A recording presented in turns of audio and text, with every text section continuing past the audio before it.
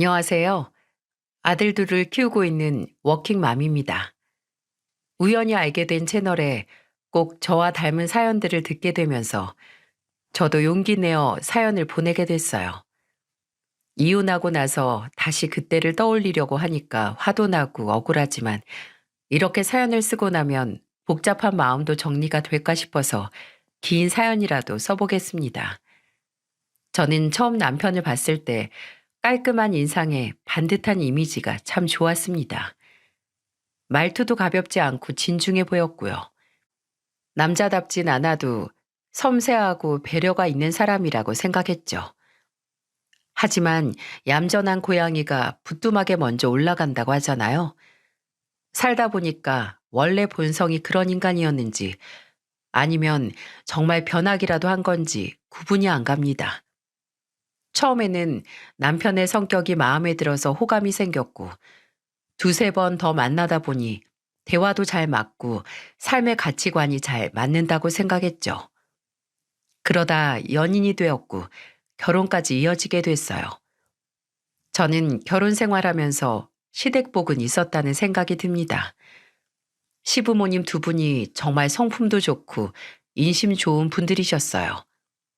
특히 저를 너무 좋게 봐주시고 예뻐해 주시니까 저도 괜히 더 잘해드리고 싶은 마음이 컸습니다. 그래서 콩나물 국밥집을 운영하던 시부모님을 찾아가서 일도 자주 도와드리곤 했어요. 제가 일 도와드리겠다고 가면 시모는 저를 말리면서 말했습니다. 아이고, 뭘 또 일하겠다고 온 거야.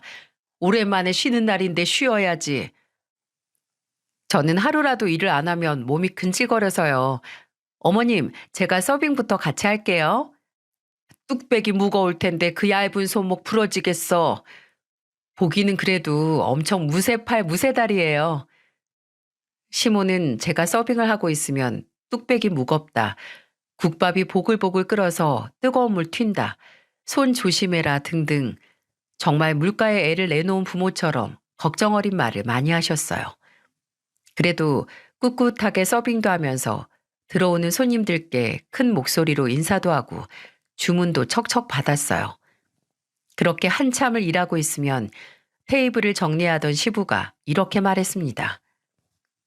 며느리가 와서 그런가? 오늘따라 손님들이 아주 많네. 식당이 맛집이라고 소문났나 봐요. 세아가 너 팔 아프겠다. 얼른 집에 좀 가. 이것만 하고요. 저보다 아버님이 더 힘드시겠어요. 아침 일찍부터 나오셨잖아요. 평생 식당만 했는데 뭐가 힘들어? 하나도 안 힘들어. 너는 이제 얼른 들어가. 시부는 제가 식당 홀을 오고 가면서 분주히 일하고 있으니까 그만하라면서 쟁반도 가져갔어요. 두 분은 정말 혹시나 제가 힘들지 않을까 정말 세심하게 챙겨주셨죠. 그때는 임신 전이라 회사를 다니고 있었고 휴일에는 시부모님 식당으로 와서 일을 하고는 했어요. 왜냐하면 남편은 회사가 많이 바쁜 편이라 주말에도 출근하는 날이 종종 있었거든요. 그래서 혼자 집에서 멀뚱히 있느니 일이라도 돕자는 마음으로 간 거예요. 저는 돕겠다고 갔던 건데 시부모님들은 제가 뭐만 하면 힘드니까 하지 말라면서 말리기 바쁘셨습니다. 그때 저는 홀에서 일 도와드릴 게 없으면 바로 주방으로 갔어요. 그러면 시모는 주방에서 음식을 만드시다 옆에서 설거지하겠다고 서 있는 저를 보며 말했습니다. 누가 보면 네 식당인 줄 알겠어. 그만하고 가서 쉬지 그러니. 저 설거지 진짜 잘해요.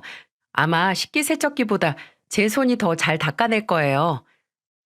오늘 하루 종일 일만 시킨 것 같아서 미안하네. 우리 며느리 갈 때 일당이라도 두둑히 챙겨줘야겠네. 에이, 어머님, 가족끼리 무슨 일당이에요. 제가 집에 혼자 있기 싫어서 온 거예요. 그러니까 너무 신경 쓰지 마세요. 그럼 일당 말고 용돈 줘야겠다. 하루 종일 힘들었을 텐데 맛있는 거 사들고 가서 남편이랑 둘이 있어.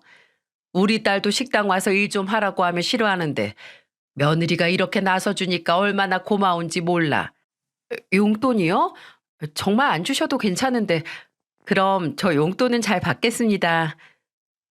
시댁에는 시동생, 아가씨 이렇게 삼남매였는데 시모는 아가씨가 식당 일을 절대 돕지 않는다고 한탄하듯 말했죠. 그래서 시부모는 하루 종일 일해서 피곤하겠다며 용돈을 제게 주시기도 했어요. 제가 굳이 괜찮다고 끝까지 거절하면 시모는 집에 가서 먹으라고 이것저것 정말 바리바리 챙겨주시기 바빴습니다. 시부모님 식당이 바쁠 때는 엄청 바쁘고 한가할 때는 너무 한가했던 편이라 아르바이트를 고용하기에는 수익적인 면에서 어려운 점이 있었어요. 그래서 저는 쉬는 날이면 식당으로 가서 일을 도왔죠. 농사도 아니고 식당이라 제가 했던 아르바이트라 선뜻 나서서 도와드릴 수 있었어요. 저는 조금이나마 도움을 드릴 수 있다는 게 기뻤습니다. 그러다가 제가 첫째를 임신했고 출산 후 회사를 그만두게 됐어요. 아무래도 친정도 거리가 멀었고 시부모님도 식당을 하셔서 바쁘다 보니까 아이를 맡길 곳이 없었죠. 그래서 저는 회사를 그만두고 육아에만 전념했어요. 그때만 해도 남편은 참 가정적이었습니다. 특히 시부는 매일 남편한테 전화해서 저랑 손자 잘 챙겨주라며 일 바쁘다고 소홀하면 안 된다고 늘 당부를 했어요. 남편은 그렇게 당부하지 않아도 늘 저를 잘 챙겨주는 사람이었습니다. 처음에는 육아가 너무 힘들고 지치기만 했어요. 미혼일 때는 몰랐던 게 너무 많았습니다. 막상 육아를 시작하고 보니까 아이가 이렇게 기저귀를 많이 쓰는지도 몰랐고 분유를 이렇게나 잘 먹는 줄도 몰랐어요. 그래서 한 번은 제가 아기 기저귀 쓰레기가 한가득 쌓인 것도 모른 채 멍하니 아이를 방에서 재우고 거실로 나왔습니다. 그런데 언제 퇴근했는지 남편이 거실과 주방을 다니면서 청소를 하고 있는 거예요. 저는 인기척도 없이 집에 와서 청소만 하고 있는 남편을 보며 말했습니다. 언제 들어왔어? 집에 온지도 모르고 있었네. 전화 안 받길래 애기 재우고 있을 것 같아서 조용히 들어왔지. 저녁은 먹었어? 아니, 아직. 당신도 피곤할 텐데 오자마자 청소만 하네. 내가 뭐가 힘들어. 회사 출근하고 퇴근하는 일이 뭐가 힘들어서. 난 이렇게 퇴근이라도 있지. 당신은 애 보는 게 끝도 없잖아. 그래도 당신이 그렇게 말해주니까 너무 위로가 된다. 내가 주변 정리하고 분리수거까지 하고 올게. 저녁은 간단하게 먹자. 저는 남편이 저를 이해해주고 배려해주는 모습이 참 좋았습니다. 안 싸우던 커플도 결혼해서 애 낳고 살다 보면 많이 싸운다고들 하잖아요. 저는 오히려 큰아들을 낳고 남편과 더 돈독해졌습니다. 부부가 마음을 맞춰가는 게 이런 거구나 하는 마음이 많이 들었던 것 같아요. 큰아들은 시댁에서 첫 손자라서 정말 예쁨을 많이 받고 자랐습니다. 특히 시모는 식당에 있다가도 손자가 보고 싶다며 영상통화도 자주 걸어오셨어요. 집안에 아이가 생기면 분위기가 달라진다고들 하죠. 제가 큰아들을 낳고 키우면서 시댁 식구들이 그렇게 밝고 큰 소리로 웃는 소리를 가장 많이 들었던 것 같습니다. 특히 무뚝뚝하다고 생각했던 시동생은 조카가 생기자 제일 많이 달린 사람이었어요. 평소 말수도 없고 무뚝뚝한 사람인 줄 알았는데 큰아들이 돌이 지나고 걸음마를 시작할 때쯤 애들이 타는 전동 자동차를 사와서 선물로 줬습니다. 아직 말도 못하는데 장난감에 호기심 많은 큰아들을 보면서 시동생은 이런 말도 했어요. 현우야, 이거 삼촌이 사주는 거야. 잊지 말고 꼭 기억하고 있어. 나중에 너 크면 삼촌 차 타고 좋은 곳 더 많이 놀러 가자. 저는 시동생이 그렇게 다정한 목소리로 말을 하는 모습을 보니까 너무 신기했습니다.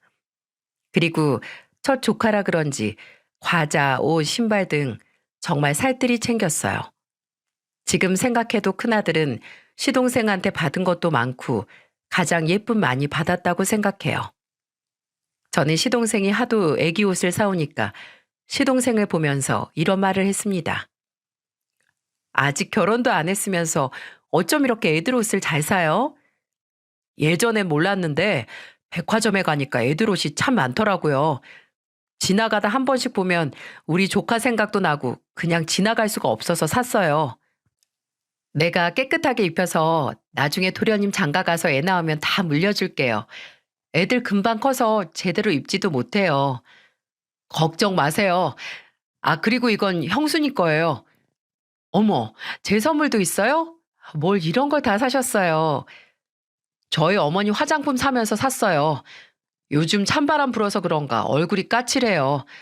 여자들 이런 화장품 주면 좋아한다고 하던데요. 안 그래도 하나 사려고 했는데 애 키우니까 화장품은 손 떨려서 못 사겠는 거예요. 정말 잘 쓸게요, 도련님. 애들도 중요한데 형수님이 제일 중요하죠. 앞으로 제가 자주 사다 드릴게요. 저는 시동생과도 부쩍 친해졌고 오히려 아가씨보다도 서로 속내를 많이 털어놓고는 했어요. 아가씨는 워낙 아기를 보러 오거나 하지도 않고 늘 바빴죠. 그래서 그런지 조카 보러 온다고 자주 오는 시동생과 친해졌습니다. 게다가 시동생은 시부모 두 분도 정말 잘 챙겼어요.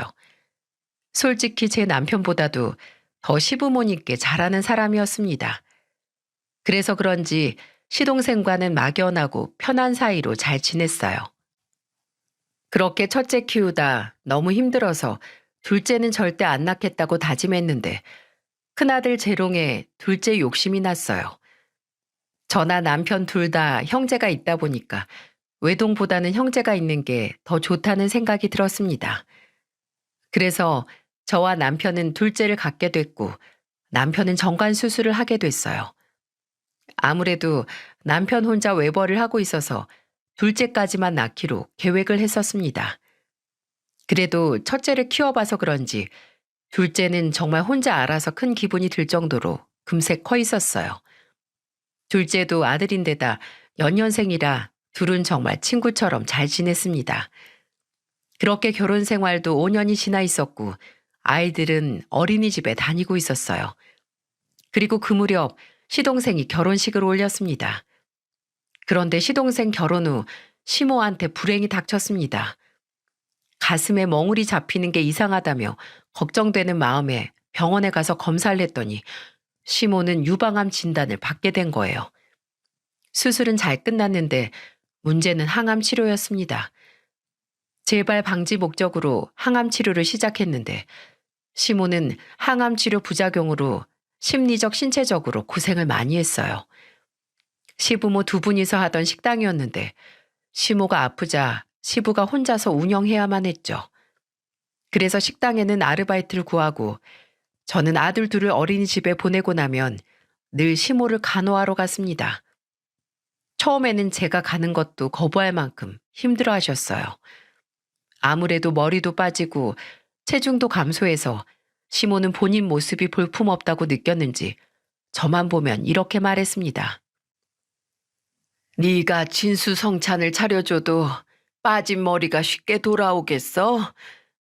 어머님, 그래도 음식을 잘 드셔야 해요. 제가 찾아보니까 고지방 고칼로리 음식은 피하고 무기질, 비타민 다양하게 있는 식단이 좋대요. 양질의 단백질을 드셔야 한다고 하니까 제가 잘 준비해 볼게요. 내 말이 우스워? 너도 오지 말라잖아. 깡마르고 머리도 죄다 빠져서 해골 같은데 이깟 음식이 뭐가 중요해? 그런다고 내가 건강해져? 네, 제가 꼭 어머님 다시 예전처럼 건강해질 수 있게 도와드릴게요. 그러니까 저 그렇게 쫓아내지 마세요. 이렇게 신경 써서 준비하는 게 얼마나 힘든 줄 아세요? 그냥 맛있다고 드셔주셔야 저도 기분이 좋죠. 칭찬은 고래도 춤추게 한다잖아요. 어머님이 맛있다고 드셔주시면 며느리가 기뻐서 춤이라도 출 거 아니에요. 시모는 제가 말장난을 하면 화를 내다가도 피식 웃으셨어요. 그래서 저는 시모를 보러 가면 자꾸 농담을 던지고 한마디라도 더 붙여보려고 노력했습니다. 아무래도 수술 후에는 구내염도 나고 손발도 쩌릿함을 많이 느끼셨죠.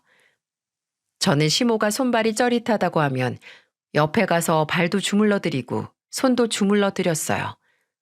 그런데 시모는 제가 가까이 가면 괜히 피하려 하시고 심한 날은 돌아 누우셔서 저를 보려고도 안 하셨습니다. 그래서 저는 돌아 누워있는 시모 발을 주무르면서 말했어요. 어머님, 이 발로 식당을 그렇게 오래 하셨으니까 병이 나죠. 이제 잠깐 쉬라고 이런 시간을 주셨나 봐요. 발도 작으신데 어쩜 그렇게 식당만 가면 날아다니셨어요?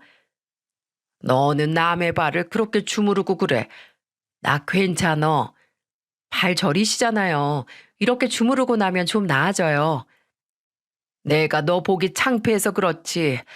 수술하고 나서부터 나한테 냄새도 나는 것 같은데 넌 자꾸 내 옆에 붙어서 이것저것 해주려고 하니까 나도 창피하다고.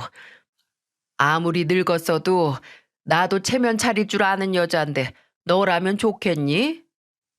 제가 아들을 둘이나 똥기저귀 갈아가면서 키웠잖아요.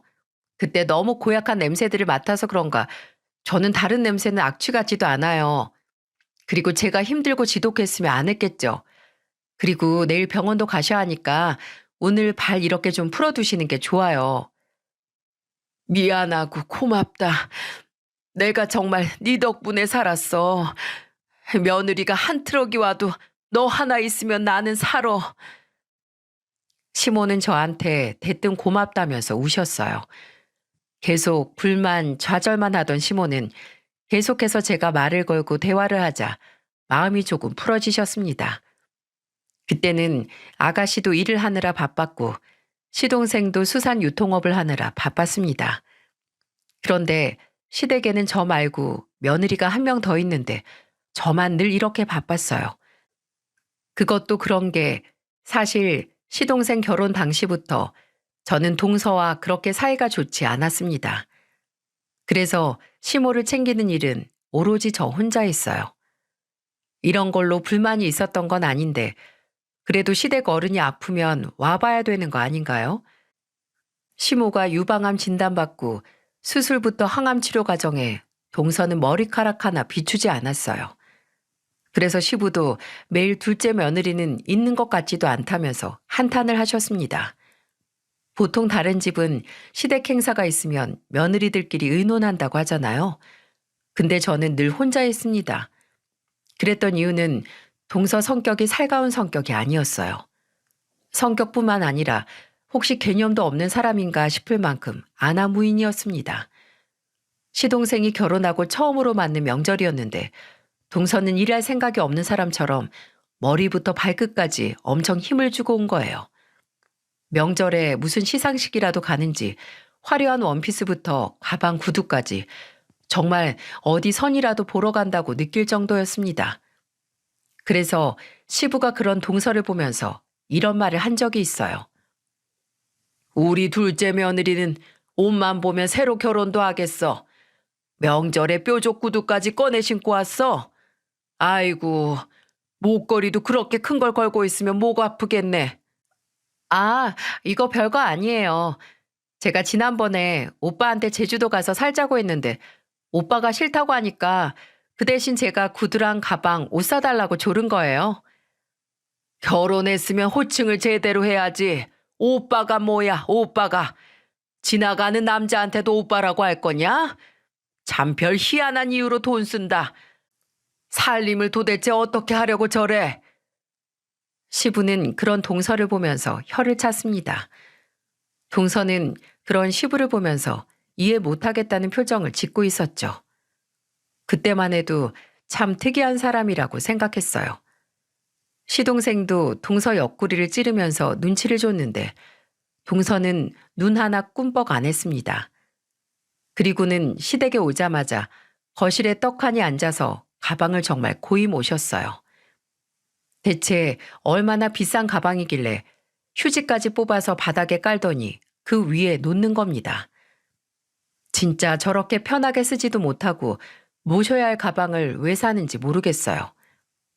그러다 동서는 앉은 자리에 꼿꼿하게 앉아서 명령조로 시동생한테 이런저런 걸 시키기 시작했습니다. 나 물 좀 갖다 줘. 내 핸드폰 어딨어? 핸드폰도 여기로 가져와. 동서는 시동생을 보면서 계속 이것저것 시켰어요. 시동생은 명절에 부모님 앞에서 싸울 수 없으니까 원하는 대로 해주는 것 같았습니다. 그런데 마지막 말은 제가 참을 수가 없었던 말이 있었어요. 갑자기 동서가 시동생을 부르더니 당당한 목소리로 이렇게 말했습니다. 여보, 나 차키 좀 줘. 지금 너무 심심하고 스트레스 받아서 나갔다 와야겠어. 가방 사고 밖에 제대로 못 나갔어. 오늘 나가서 놀다 올래. 명절에 어디 가겠다는 거야? 너 며느리잖아. 누가 촌스럽게 명절에 며느리라고 일을 해. 그거 다 남녀 차별이야. 그렇게 할 일 많으면 당신이 좀 해. 기가 막혔어요. 시동생이 수산 유통업으로 돈을 꽤 버는 편이었는데 동서는 그런 시동생을 ATM 기계라고 생각하는지 현금 지급기쯤으로 무시했습니다. 그런데 명절에 한 것도 없으면서 자기가 시댁에서 일하면 남녀 차별이라는 말을 내뱉는데 제가 가만히 참을 수가 없었어요. 그래서 저는 동서를 보며 말했습니다. 동서, 지금 시댁에서 뭐 하는 거야? 자리에 떡하니 앉아서 이거 가져와라 저거 가져와라 시키기만 했으면서 남녀 차별이라고 했어? 맞잖아요. 제가 당연히 해야 될 일 안 하고 있다고 생각하는 거 아니에요? 만약에 당연히 해야 될 일이라고 생각했으면 오자마자 너한테 앞치마 던져줬겠지. 근데 누가 여기서 너한테 일하라고 협박한 적 있어? 아니잖아. 그런데 뭐가 심심하고 스트레스 받는다고 지금 나가겠다는 거야? 형님이 이렇게 눈치 주는 게 스트레스 받는다고요. 그럼 일을 해. 해야 될 것 같은데 안 하려고 하니까 스트레스 받는 거잖아. 내가 안 심심하고 스트레스 날리게 해줄 테니까 어서 주방으로 와. 저는 동서를 보면서 주방으로 오라고 했어요. 그리고는 나물과 손이 많이 가는 산적꼬치를 만들게 시켰습니다. 꼭 명절에 시댁까지 와서 심심하다, 스트레스 받는다는 말을 해야 됩니까? 그것도 모자라서 시댁에서 남편을 종 부리듯이 이거 가져와라, 저거 가져와라 시키면 어느 부모가 좋게 보겠어요? 그래서 저는 보다 못해 일을 시켰습니다. 저도 그렇게까지 강압적으로 뭘 시키고 싶지 않았는데 하고 있는 게 영 못마땅해서 일을 만들어서 시켰어요. 그때 동서는 똥 씹은 표정을 하고 앉아서 꼬치를 만들고 있었는데 제가 동서를 보면서 말했습니다. 동서, 너무 재밌지? 그리고 스트레스 받으면 나물도 팍팍 묻히고 좀 해. 스트레스 좀 풀릴 거야. 동서는 제가 비아냥거리면서 말하자 마지못해 대답을 하고는 일을 계속했어요. 그때도 시모가 건강이 안 좋았을 때라 동서와 분란을 만들고 싶지 않아서 저로서는 머리를 쓴다고 썼던 겁니다. 그래서 동서와는 사이가 좋지 않았어요. 워낙 저랑 성격이 다르기도 했고 동서는 제가 딱 싫어하는 스타일이었죠. 그래도 좀 예쁘게 보려고 노력했지만 미운 털 박힌 사람은 미운 짓만 한다고 하잖아요. 동서는 끝까지 이기적인 사람이었습니다. 시동생이 수산물 유통을 하면서 정말 돈도 잘 벌고 잘 살았는데 사업을 하다 사기를 당한 겁니다.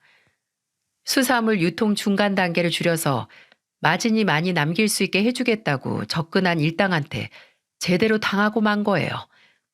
그래서 원래 하던 일에도 피해를 많이 받고 사기당해서 잃은 금액을 만회하려고 무리하게 대출을 받다가 결국 사업이 망하게 됐던 거였죠. 그때 처음으로 시동생의 절망적인 모습을 봤습니다.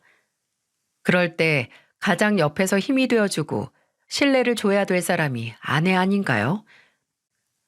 평소에 카드 긁고 다닐 때는 신나게 쓰더니 이제 와서 시동생이 망하니까 자기 집만 싸서 집을 나간 겁니다.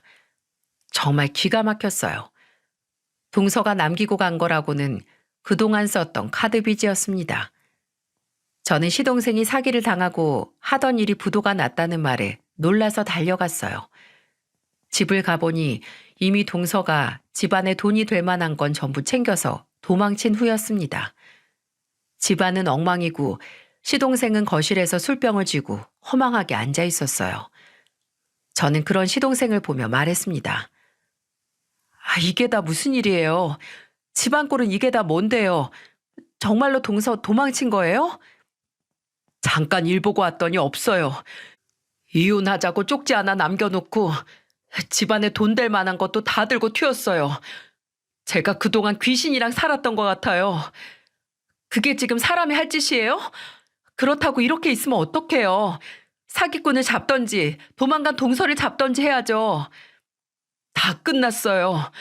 지금 저 빚도 수억이고 당장 이번 달부터 못 갚는 카드값이 수백만 원이에요. 그 말을 듣자 시모는 가슴을 치며 주저앉았어요. 저도 생각보다 심각한 상황에 당황하고야 말았습니다. 그때 시동생은 자포자기한 심정이었어요. 사업도 망하고 동서도 도망갔는데 남은 건 빚더미 앉아서 우는 거 말고 할 수 있는 게 없었습니다. 결국 시동생은 동서와 이혼을 하고 매일같이 홀로 남은 집에서 술만 마셨어요. 시모는 그런 시동생을 보면서 매일같이 걱정으로 밤을 지샜습니다. 시모도 건강한 상태는 아니라서 저는 걱정이 많았습니다. 시댁에 큰 사건이 터지니까 저는 남편한테 이렇게 말했어요. 요즘 힘든 거 같은데 우리가 좀 도와줘야 하는 거 아니야? 우리가 왜 도와줘? 자기가 자기 발등 찍은 거지. 돈이 남아돌아? 말을 왜 그렇게 해? 그래도 당신 동생이잖아. 내가 사업한다고 돌아다닐 때부터 알아봤어. 회사나 다닐 것이지. 됐어. 피곤하니까 걔 얘기하지도 마. 남편은 동생이 망했다는데도 눈 하나 깜짝을 안 했습니다. 시동생이 신용불량자가 된 상태라 더 이상 대출도 안 나오고 그야말로 믿을 곳 하나 없는 신세였어요. 저와 남편도 넉넉한 형편은 아니었지만 그래도 급한 사람 구해줄 순 있는 거 아닌가 싶었죠. 그런데 싸늘한 남편 반응을 보니까 실망을 했어요. 그러다가 시동생은 살던 집마저 처분하게 생겨서 시모와 같이 시동생 집으로 갔습니다. 그리고 시모는 시동생 손을 잡으면서 말했어요. 아들, 집으로 가자. 엄마 집에서 좀 살다가 다시 일하면 되는 거잖아. 저 집에 못 가요. 가기 싫어요. 제발 저 좀 그냥 두세요. 엄마가 이럴수록 제가 너무 힘들어요. 왜 힘들어, 이놈아? 너를 보는 이 엄마 속은 편하겠니? 제발 사람 살린다 치고 엄마 집으로 들어와서 살아. 시동생은 시모를 보면서 제발 그냥 좀 두라며 애원을 하며 울었습니다. 시모도 체력이 좋지 않아서 저는 목 놓아 우는 시모를 달래고 집을 나왔어요. 정말 이러다가 두 사람 다 울다가 쓰러질 것 같았습니다. 저는 시모를 데리고 나와서 시댁으로 갔어요. 그리고 시모한테 이렇게 말했습니다. 어머님, 제가 잘 말해볼게요. 지금 충격이 커서 저러는 거예요. 평소에 얼마나 자상했는지 어머님이 더 잘 아시잖아요. 이게 다 무슨 일이니? 내가 죽어야 하는데. 어머님, 그런 말씀 마세요. 걱정 마시고 제가 설득해 볼 테니까 어머님은 건강관리 하세요. 미안하다. 내가 너한테 괜한 짐만 되는 것 같아. 저한테 미안하시면 얼른 건강해지세요. 저는 미안해하는 시모를 달래고는 시댁을 나왔어요. 그리고 시동생한테 전화를 걸었는데 전화를 받지 않았습니다. 혹시 무슨 일이라도 생겼나 싶어서 집을 가보니 아무도 없었어요. 그리고 겨우 시동생이 전화를 받았는데 친구한테 간다고 하고는 전화를 서둘러 끊었습니다. 저는 시동생이 심적으로 힘들어서 부모님 뵙기도 힘든가 보다 생각하고 시동생 결정을 따랐어요. 하지만 저는 시동생이 한 말에 속았던 겁니다. 시동생은 워낙 남한테 피해 주는 거 싫어하는 성격이었는데 친구네도 가지 못하고 전철역에서 노숙을 하고 있던 거예요. 친구네 간다는 시동생 안부가 궁금하기도 하고 정말 친구네 간 거면 고마움의 사례라도 조금 해야 될 것 같아서 전화를 했는데 끝끝내 안 받았습니다. 그래서 정말 전화를 수도 없이 받을 때까지 했어요. 그러자 시동생이 겨우 전화를 받았고 그때야 시동생이 노숙을 하고 있다는 걸 알게 됐죠. 시동생은 저보기도 창피하다고 제발 찾지 말라고 부탁을 했어요. 그래서 저는 찾아가지 않을 테니 전화만 받으라고 신신당부를 했습니다.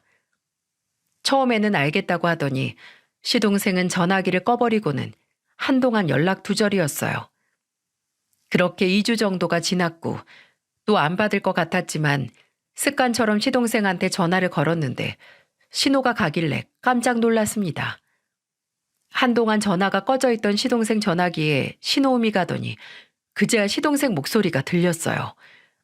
저는 너무 놀라고 반가운 마음에 시동생한테 소리치듯 말했습니다. 대체 어디 있는 거예요? 식구들이 서방님 얼마나 걱정했는 줄 알아요? 무슨 일 있는 거 아니죠? 형수님, 죄송해요. 저는 살 자격도 없어요. 제가 너무 힘들어서 그랬어요. 지금 어디 있으신데요? 제가 지금 갈게요. 아니에요. 지금은 괜찮아요. 뭐가 아니에요. 만약에 오늘 안 보면 평생 저 안 보고 살 거예요. 저 혼자 갈게요. 형하고 같이 오실 거예요? 아니요. 저 혼자 간다니까요. 남편은 출근해서 정말 저 혼자 가요. 형수님, 형이랑 같이 오지 마시고 꼭 혼자 오세요. 그래서 저는 시동생한테 혼자서 가겠다는 약속을 하고 혼자 시동생을 만나러 갔어요. 장소는 서울에 있는 어느 진짜 작은 동네였습니다. 직접 장소로 가보니까 정말로 행색이 초라한 시동생이 서 있었어요. 머리는 언제 감았는지 지저분했고 손톱도 정리 안 한 지 오래됐는지 죄다 때가 낀 손이었습니다. 수염도 엄청 길게 자라 있었고 너무 초라한 모습이었어요. 생각보다 더 심각한 시동생 모습에 깜짝 놀라서 시동생 앞으로 달려가서 말했습니다. 왜 이렇게 다니세요? 집으로 돌아오시라니까요. 어머님, 아버님이 엄청 걱정 많이 하셨어요. 제가 불효자예요. 다 제 탓입니다. 그런데 저는 이런 모습 보여주고 싶지가 않았어요. 자식이 잘날 때만 자식이에요? 부모 눈에는 못나도 다 내 자식인 거예요. 일단 여기서 이러지 말고 들어가서 뭐라도 좀 먹어요. 그냥 국밥에 소주나 한 잔 사주세요. 그걸로 되겠어요? 고기라도 먹으러 갈래요? 삼겹살은 어때요? 아니에요, 형수님. 저 그냥 국밥에 소주 한 잔이면 될 것 같아요. 그래서 저는 결국 행색이 초라해진 시동생을 데리고 근처에 있는 국밥집으로 갔어요. 그런데 시동생이 제 눈도 제대로 못 보고 눈치만 보는 것 같았습니다. 혹시라도 제가 시부모라도 데려왔을까봐 눈치를 보는 것 같아서 저는 정말로 혼자 왔다고 재차 말했어요. 하지만 시동생은 그런 게 아니라면서 손사래를 쳤습니다. 그렇게 주문한 국밥이 나왔고 시동생은 배가 고팠는지 허겁지겁 먹기 시작했어요. 소주도 나왔는데 소주병은 뚜껑 열 틈도 없이 따뜻한 국밥에만 집중된 채 먹고 있었습니다. 그래서 저는 김치를 하나 들어서 숟가락에 놔주면서 말했어요. 제가 애 낳고 살아보니까 자식은 무슨 짓을 해도 예뻐요. 미워할 수가 없던데요. 그러니까 어머님 아버님 속 그만 태우시고 집으로 가요. 그리고 그 배신하고 도망간 동서요. 난 처음 보자마자 관상부터 마음에 안 들었어요. 결혼은 신중하게 해야 된다니까 내 말 안 듣고 하던 이게 뭐예요? 부부는 한 몸인데 옆에서 같이 이겨내야지. 어떻게 혼자 살겠다고 도망을 가요? 형수님, 그만 좀 울어요. 뭘 잘못했다고 울어요. 울 사람은 사기꾼이랑 그 도망간 그년이 울어야죠. 나 정말 그동안 속 많이 터졌어요. 따뜻한 국밥 한 그릇 비우고 우리 다시 시작해봐요. 아직 젊어요. 그리고 이제 이혼도 해서 혹도 없어졌는데 이제 일만 해요. 자, 깍두기도 드시고 소주도 한잔하면서 털어버려요. 형수님밖에 없네요. 그러면서 갑자기 시동생이 오열하듯이 울기 시작했어요. 그런데 갑자기 너무 목 나오니까 놀랐습니다. 방금 한 대 맞기라도 한 사람처럼 목 놓아 울었어요. 저는 너무 놀라서 흐느껴 우는 시동생 어깨를 다독이며 말했습니다. 왜 우세요, 서방님? 울지 말아요. 형수님, 죄송해요. 제가 정말 죄송해요. 제가 죽일 놈이에요. 저는 형수님을 배신했어요. 형수님, 형하고 이혼하세요. 제발요. 갑자기 그게 무슨 말이에요? 무슨 배신을 했다는 거예요? 저한테 잘못한 것도 없잖아요. 사실은 저 돈이 너무 급해서 사업 망하기 전에 형을 찾아갔었어요. 그런데 형이 다른 여자랑 팔짱 끼고 있는 걸 봤어요. 형이 제 전화를 안 받아서 부탁하려고 갔는데 형 회사로 찾아갔는데 회사에서 나오자마자 바로 택시를 타고 어디로 가더라고요. 그래서 뒤따라갔는데 어떤 여자랑 팔짱 끼고 데이트하고 있었어요. 계속 지켜봤는데 같이 술 먹고 노래방 가고 가지 말아야 될 장소까지 갔어요. 그거 저 다 봤는데 형을 협박했어요. 무슨 협박이요? 형수님한테 형 바람피는 거 전부 말할 거라고 협박했어요. 저는 갑작스러운 시동생의 말에 한 대 맞은 기분이었어요. 정말로 날벼락 같은 상황이었어요. 그동안 회사 일로 바쁘다고 집에도 잘 못 오고 야근에 주말 출근까지 정신이 없었어요. 남편이 중견기업 차장으로 승진한 지 얼마 안 됐으니까 그래서 바쁜 거라고 생각했습니다. 그리고 남편도 매번 차장 일이 이렇게 많은 줄 알았으면 만년 과장할 걸 그랬다고 하소연도 했어요. 제가 죄가 있다면 남편을 철석같이 믿었던 죄밖에 없었습니다. 워낙 성실했던 사람이라 의심할 생각도 못했어요. 그래서 저는 믿을 수 없는 현실에 시동생을 보면서 말했습니다. 증거 있어요? 지금 나한테 한 말 다 사실이라는 걸 증명할 수 있냐고요. 핸드폰 사진 찍어둔 거 있어요. 제 말에 시동생은 핸드폰을 열어서 사진을 보여줬어요. 그런데 정말 사진 속 인물은 남편이 맞았습니다.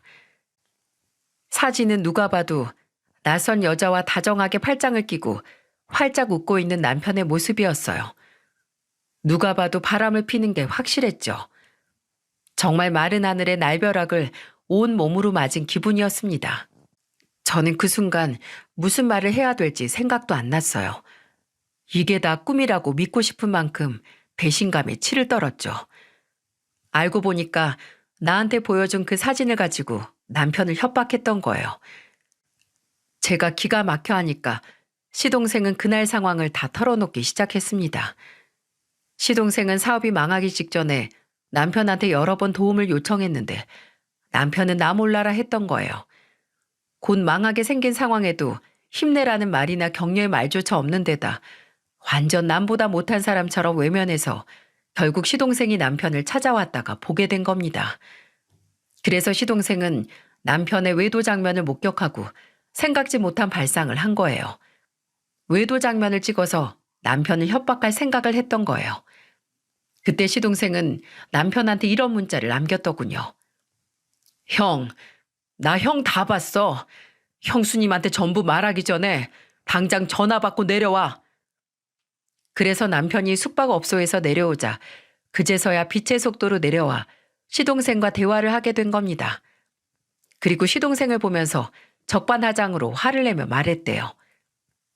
너 미쳤어? 너 지금 나 미행하는 거야? 누가 미행해? 형 어떻게 나한테 그럴 수가 있어? 내가 형 동생이긴 해? 나 피하고 도망치더니 고작 한다는 게 바람피고 있는 거야? 형이 그러고도 인간이야? 나 형수님한테 전부 말할 거야. 너 미쳤어? 너 삶 망해간다고 지금 같이 죽자는 거야? 형 이혼 당하는 꼴 보고 싶어? 그럼 나 부탁이 있어. 나 지금 정말 5천만 원이 필요해. 그게 무슨 개 이름이냐? 나한테 그런 큰 돈이 어딨어? 형 직업도 있고 빌려줄 수 있잖아. 나 길거리 나앉게 생겼어. 그럼 너 지금 내가 못 빌려주면 다 말하겠다는 거야? 나만 망할 것 같아? 같이 망하자. 형수님이 그동안 우리 집에 어떻게 했는데. 너는 그럼 그렇게 헌신한 형수 배신하겠다는 거야? 나 지금 눈에 뵈는 거 없어. 나 살아야 된다고. 집사람이 돈 안 준다고 이혼하자고 하잖아. 이대로 망하면 도망갈지도 몰라.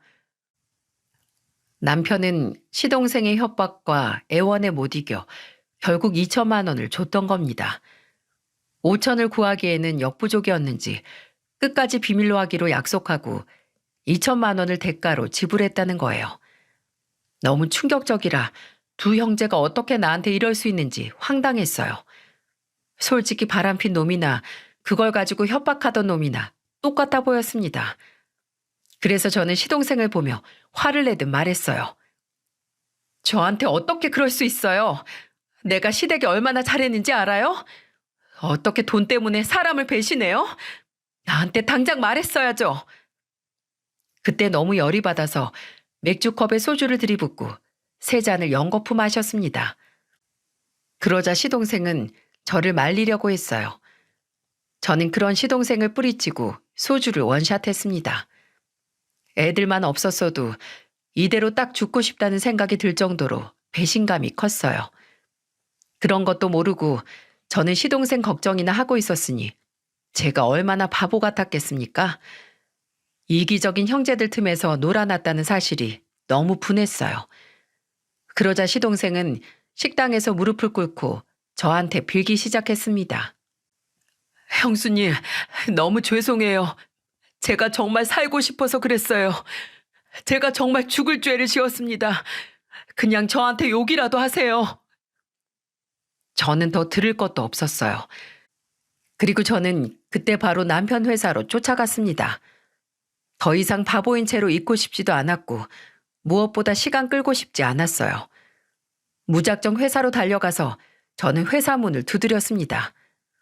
그러자 어떤 젊은 여자가 문을 열어줬고 저는 사무실 안으로 들어갔어요. 그리고 사무실 한가운데서 이렇게 소리쳤습니다. 야, 박민수 나와. 박민수 어딨어? 여기 박민수 차장 자리 어디예요?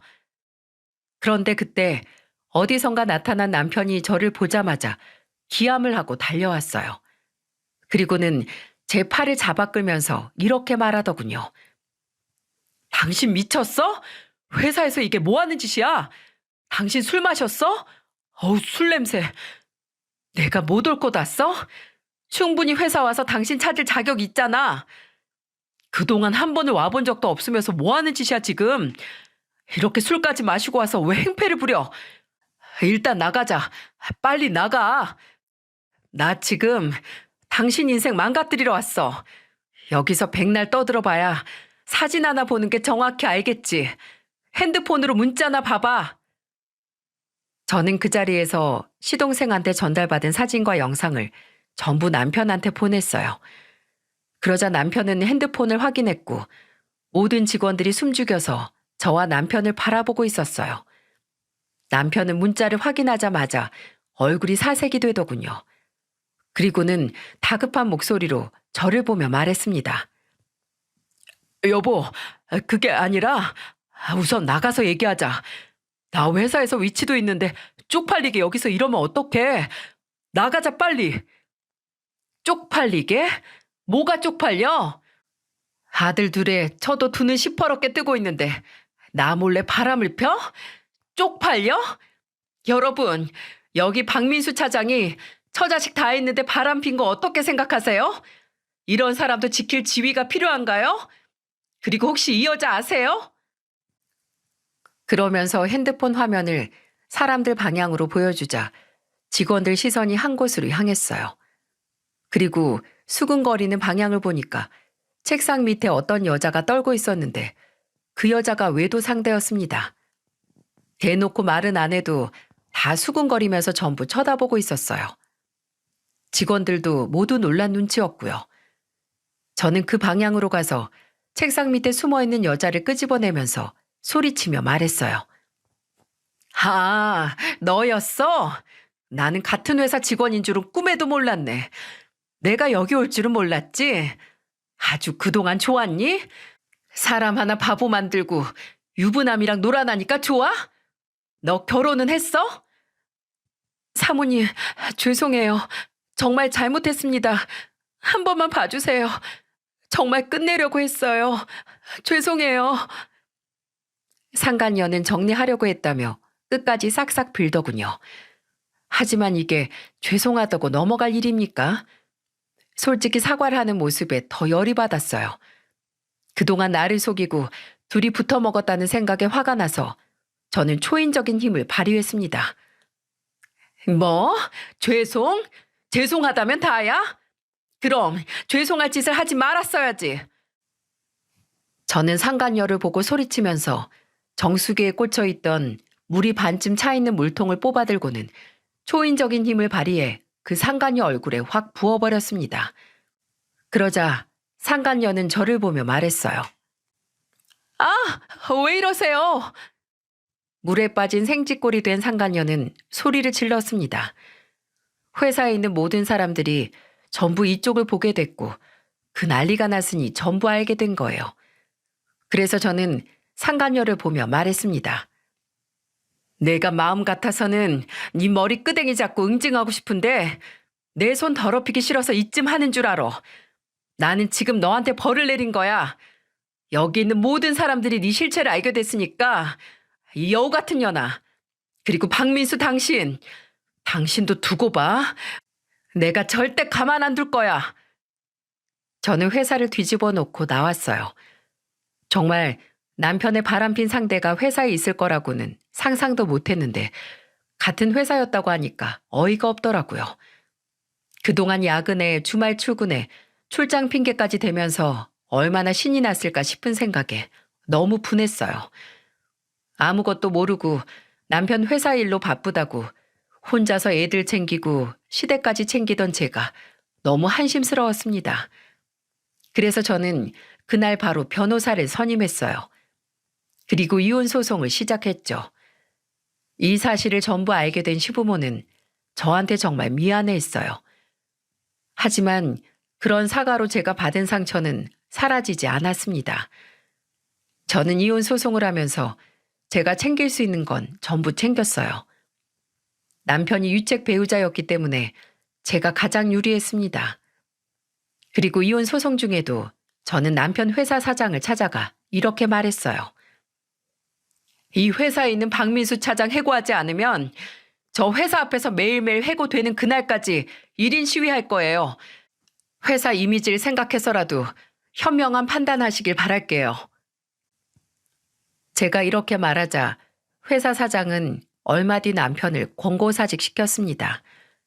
그리고 남편이 권고사직되자 상간녀는 회사 직원들 사이에서 각종 소문과 험담을 견디지 못하고 스스로 퇴사를 했다고 하더군요. 그리고 이혼 소송을 하는 과정에서 두 사람이 2년이나 외도를 했다는 사실까지 알게 됐어요. 정말로 어처구니가 없었어요. 그동안 남편을 믿고 가정을 책임지던 저한테 돌아온 결과가 이거라니 허무했습니다. 이 과정에서 저한테 가장 미안해 하시던 분들이 시부모였어요.